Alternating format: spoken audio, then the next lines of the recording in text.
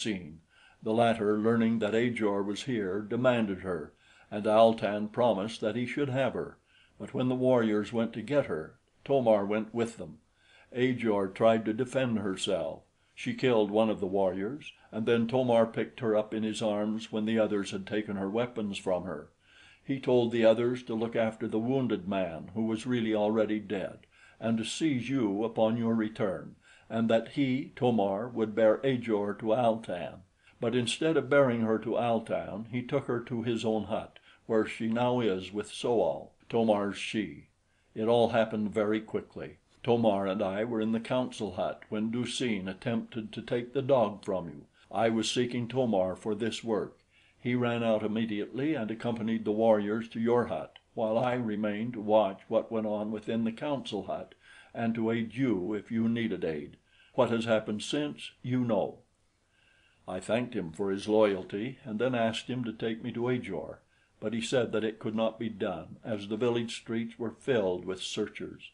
In fact, we could hear them passing to and fro among the huts, making inquiries, and at last Chal-az thought it best to go to the doorway of his dwelling, which consisted of many huts joined together, lest they enter and search.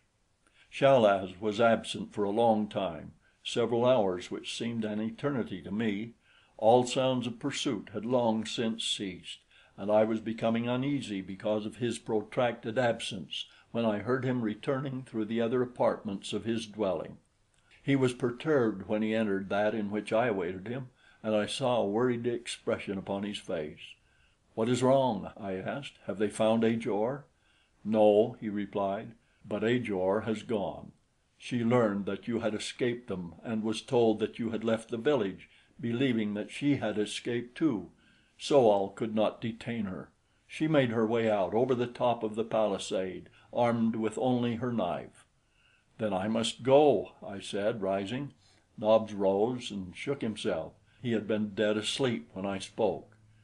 "Yes," agreed Chal-az, "you must go at once. It is almost dawn. Du-seen leaves at daylight to search for her." He leaned close to my ear and whispered, "There are many to follow and help you. Al-tan has agreed to aid Du-seen against the Galus of Jor; but there are many of us who have combined to rise against Al-tan and prevent this ruthless desecration of the laws and customs of the Kro-lu and of Caspak. We will rise as Luata has ordained that we shall rise, and only thus. No Batu may win to the estate of a Galu by treachery and force of arms while Chal-az lives, and may wield a heavy blow and a sharp spear with true Kro-lus at his back." "I hope that I may live to aid you," I replied. "If I had my weapons and my ammunition, I could do much. Do you know where they are?" "No," he said. "They have disappeared." And then, "Wait. You cannot go forth half armed, and garbed as you are. You are going into the Galu country, and you must go as a Galu. Come." And without waiting for a reply, he led me into another apartment, or to be more explicit, another of the several huts which formed his cellular dwelling. Here was a pile of skins, weapons and ornaments. "Remove your strange apparel," said Chal-az, "and I will fit you out as a true Galu. I have slain several of them in the raids of my early days as a Kro-lu, and here are their trappings." I saw the wisdom of his suggestion, and as my clothes were by now so ragged as to but half conceal my nakedness, I had no regrets in laying them aside. Stripped to the skin, I donned the red deerskin tunic, the leopard tail, the golden fillet, armlets and leg ornaments of a Galu, with the belt, scabbard and knife, the shield, spear, bow and arrow, and the long rope, which I learned now for the first time is the distinctive weapon of the Galu warrior. It is a rawhide rope, not dissimilar to those of the western plains and cow camps of my youth. The honda is a golden oval and accurate weight for the throwing of the noose.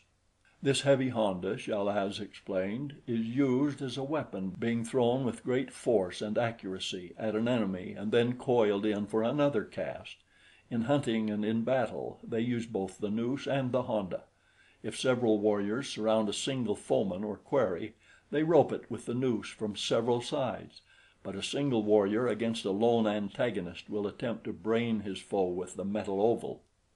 I could not have been more pleased with any weapon, short of a rifle, which he could have found for me, since I have been adept with the rope from early childhood; but I must confess that I was less favorably inclined toward my apparel.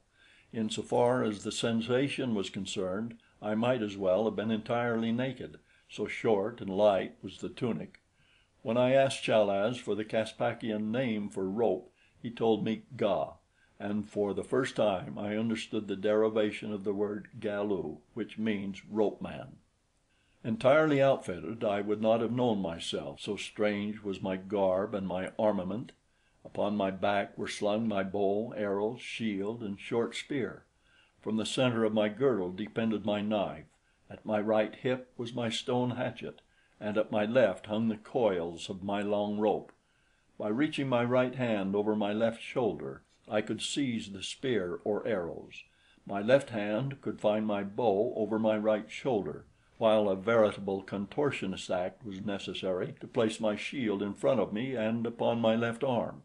The shield, long and oval, is utilized more as a back armor than as a defense against frontal attack, for the close set armlets of gold upon the left forearm are principally depended upon to ward off knife, spear, hatchet, or arrow from in front; but against the greater carnivora and the attacks of several human antagonists the shield is utilized to its best advantage and carried by loops upon the left arm. Fully equipped except for a blanket, I followed Chal az from his domicile into the dark and deserted alleys of Kro lu. Silently we crept along, Nobs silent at heel, toward the nearest portion of the palisade. Here Chal az bade me farewell, telling me that he hoped to see me soon among the Galus, as he felt that the call soon would come to him. I thanked him for his loyal assistance, and promised that whether I reached the Galu country or not, I should always stand ready to repay his kindness to me, and that he could count on me in the revolution against Al tan. End of chapter 6.